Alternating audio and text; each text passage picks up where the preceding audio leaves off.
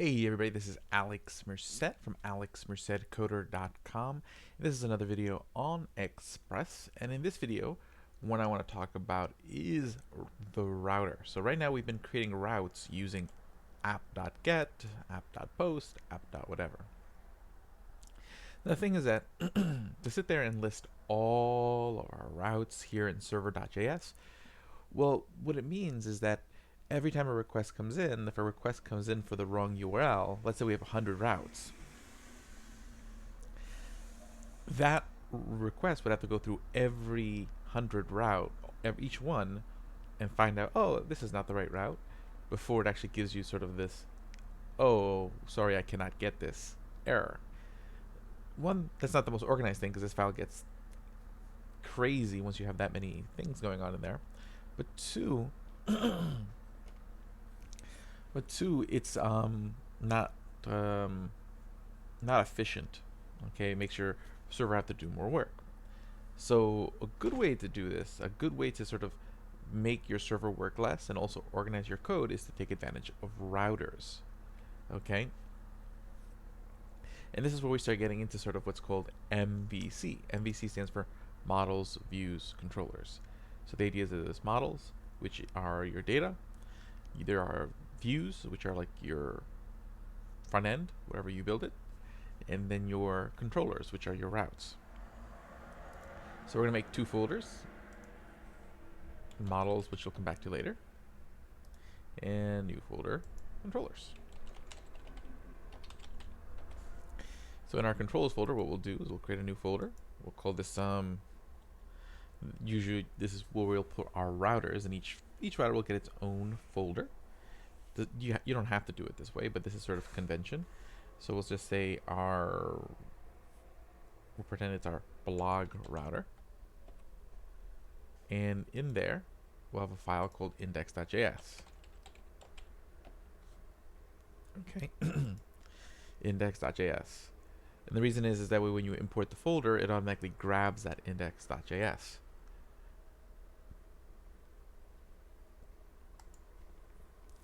So here we go. To do a router, so what we're going to do is we're going to re-import Express. So const express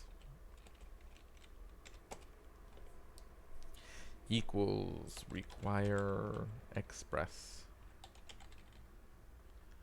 Okay.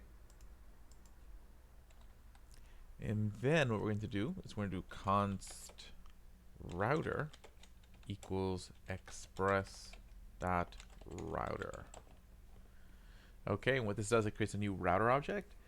And what this is a clump of routes. Okay, and only it's like its own middleware that has its own clump of routes, and only if we send a request to that piece of middleware does it even check these individual routes. Okay, but before we even do that, let's export the router. Module.exports equals router. So this is how we export stuff from a file. So I write module.exports. This says, hey, I want to export something from this module, and the export for this module is router. Okay, so I'm sending this out. So I go back to my server.js. I'm going to go back to my top, bring in the router. So I'll call this const blog router equals require dot slash.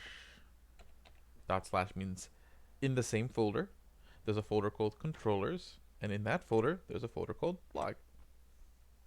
And notice I didn't actually have to specify index.js because by default, Node is always going to grab the index.js from a folder if I just specify a folder.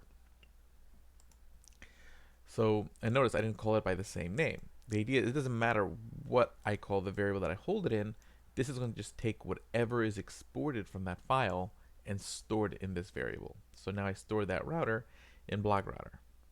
So now to use the router, I just set up some middleware. So I'll just do it in my route section.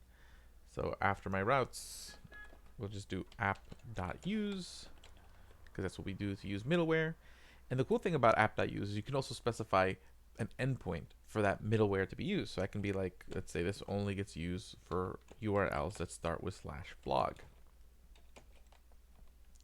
And whenever you have a URL with /blog, then we'll use the blog router.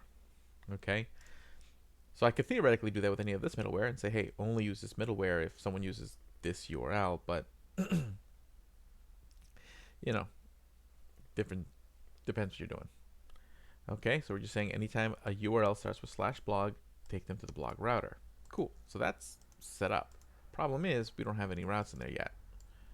Okay, so let's go open that back up. So let's just create a root route for blog. So we'll just say router.get slash, because slash is always the root. But notice, even though I'm using slash, everything in this file is relative to, it's going to be relative to /blog. So when I say slash in this file, it really means blog slash. So let's see here, blog slash. Then again, every route always gets the callback, res.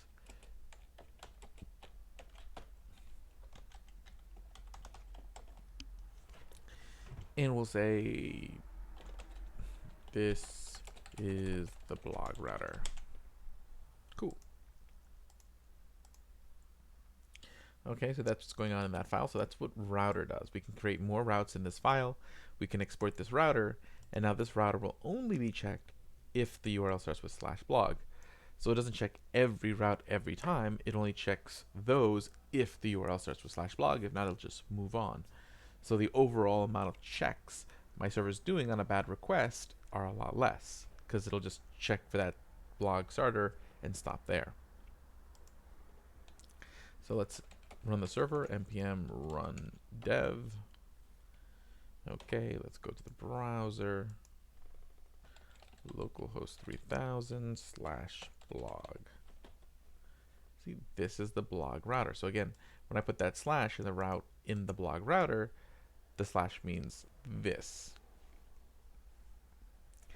Okay, because I'm identifying the routes relative to when you got to this router. Okay, and then I can see the request from Morgan in the middleware there, so that's pretty sweet. Overall, very cool. And again, we've been doing mainly get requests up till now. You can also do post, delete. It works the same way. So if I wanted to do like a post request, router.post, and we'll just do it, we can do it the /2. That's the beauty of the verbs, that you can have multiple types of things happen at the same URL, long as they specify a different verb. We'll say rec res, and then we'll just send the response.send. You made a post request. Okay, now there's no way to really make a post request or a delete request or a put request from the browser, just from like putting a URL in the browser bar. To make those requests, either they have to be like coded into JavaScript using like something like fetch, or you're using a form, or you can just test it out using something called Postman, okay, which is probably the easiest thing to do right now. So I'm going to type in here Postman. You just go to the Postman's website, you can install this software. That Postman command that I just typed into my terminal was something I custom set up on my machine. I don't think that's how that works inherently. Okay, localhost 3000 /blog, and let's make it a post request to /blog. So see here, I specified a post request. If I hit send, I made a post request. Yay! Okay, but if I change this to a GET request, this is the blog router. Okay, so you can test your request using Postman, which is pretty nice. Okay,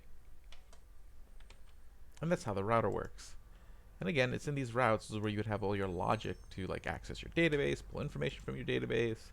All that stuff really belongs in your routes. Like that's the heart of setting up Express. Okay. And yeah, that's sort of that. Okay. Now the next step would be, what if we want to have models? We want to have data. Okay. Now what I have is I've installed a database called Mongo locally. So what you'd want to do is go install the Mongo shell. You would know if you have the Mongo shell is if you can type in the Mongo command in your terminal, and see it takes me to the Mongo shell, where I can do commands like show DBs, show my databases. Okay. And let's see if I can remember how to exit this. I think let's exit like a function. No, quit. There we go.